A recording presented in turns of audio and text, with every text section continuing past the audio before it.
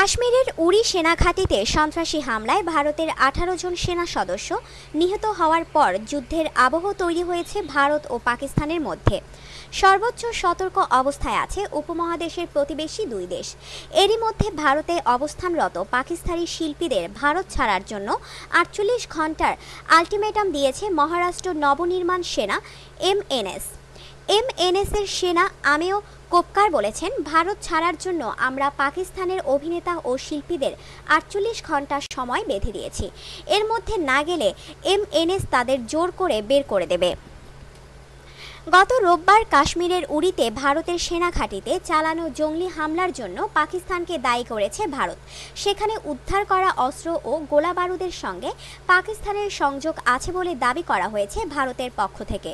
প্রধানমন্ত্রী নরেন্দ্র সিং মোদির হামলার পরপরই বলেছিলেন, এ হামলার সঙ্গে জড়িতদের ছাড় দেওয়া হবে না। নয়াদিল্লির সাউথ ব্লকের ওয়ার রুমে সামরিক বাহিনীর প্রধানদের সঙ্গে বৈঠকও করেছেন মোদি। পাকিস্তানের রাস্তায়ও সম্প্রতি দেখা গেছে যুদ্ধ বিমানের মহড়া। দুই দেশের মধ্যে চলমান এই রাজনৈতিক অস্থিরতার মধ্যেই পাকিস্তানের শিল্পীদের ভারত ছাড়ার আলটিমেটাম দিয়েছে এমএনএস।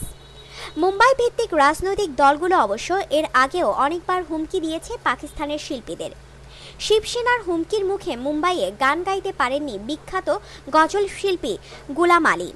এবছর টি-20 বিশ্বকাপে ভারত পাকিস্তানের ম্যাচ আয়োজনের ক্ষেত্রেও প্রতিবন্ধকতা তৈরি করেছিল শিবসেনা। পরে ম্যাচটি অনুষ্ঠিত হয়েছিল কলকাতার ইডেন গার্ডেন্সে।